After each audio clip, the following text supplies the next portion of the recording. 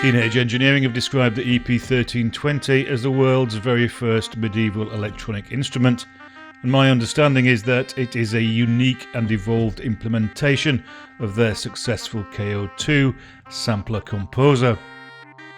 I have zero experience of Teenage Engineering's sampler composers, although I do have a Poly-N tracker, and so I decided that a learning approach from first principles might be a good option for me using their online user manual.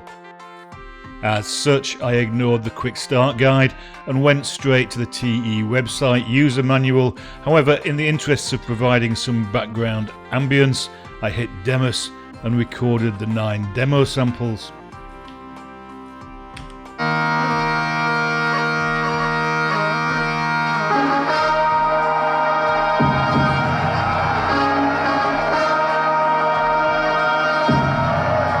In this video, I cover the first few chapters of the manual, which includes an introduction, a hardware overview, Ignito, the screen, and the buttons, pads and knobs.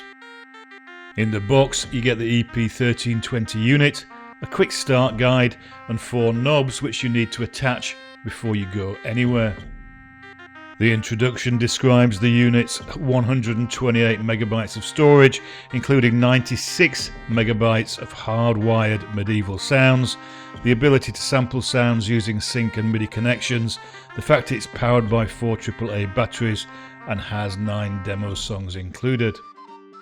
The 4 batteries are fitted under the grey-green lid top left, and the Ignito switch top right fires the unit up. The first job when starting the EP-1320 was to update the firmware, which is straightforward using the link to the TE website. As to the unit itself, with zero previous knowledge of TE products, the use of Latin and Pseudo-Latin adds a degree of difficulty to understanding the EP-1320, but here goes. The input and output sockets along the top side are all for 3.5mm jacks, except for the USB-C socket, which is for data transfer. Summer is the line out for headphones, speakers, audio interfaces, etc. Initus is the line in socket, allowing you to sample from media players or a microphone. The 2 sync and 2 MIDI sockets allow connection to other TE devices and MIDI controllers. The USB-C socket allows access to the EP sample tool to convert and download samples to the unit. I found that unless the EP-1320 was already switched on and connected to my PC before I clicked the EP sample tool link, then I could not see all the tabs for all the loaded samples.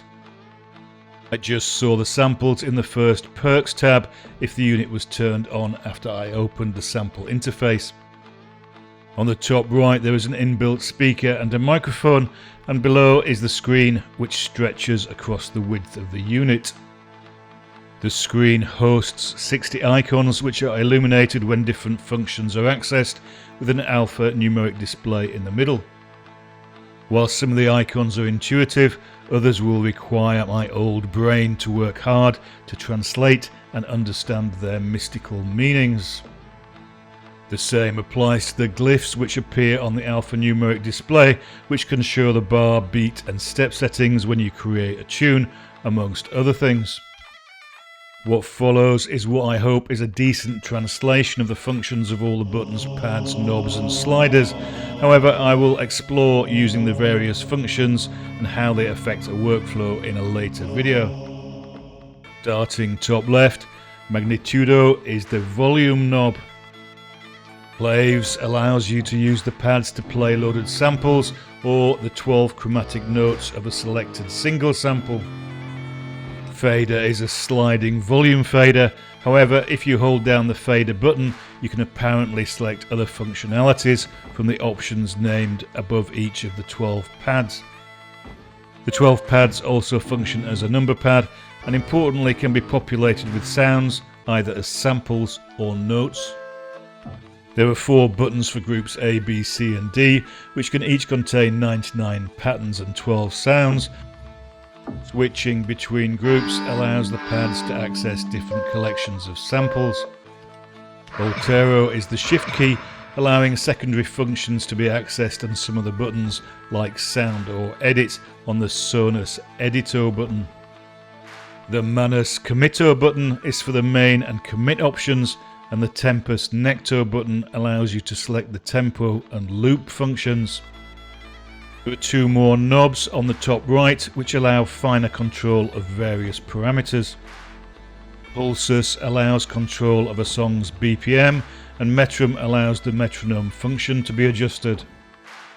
They can also function as X and Y controls over Agio or gain and Swingus or swing. Demus accesses the demo samples which come with the EP-1320, and its alter exempt is the chop function. Quantum is timing, with correctus being the correct option. The quantum timing button is key to changing the swing of the song, note repeat options and note intervals, of which there are 5 options in the medieval. Hocus accesses the effects option and summer the output, whilst Errado is erase and Sistema is for system access. Codex is simply the record button, and Fabula is the play and stop button. The plus and minus buttons can be used to step up or down and scroll through various libraries, and all the buttons can be held and pressed in a variety of combinations to access even more choices. So far so good, I hear you say, although personally I'm already overwhelmed by all the options as my brain begins to understand just how steep this learning curve is. Next steps and next video are to understand how the medieval constructs songs from samples and to start making some tunes. It's all good.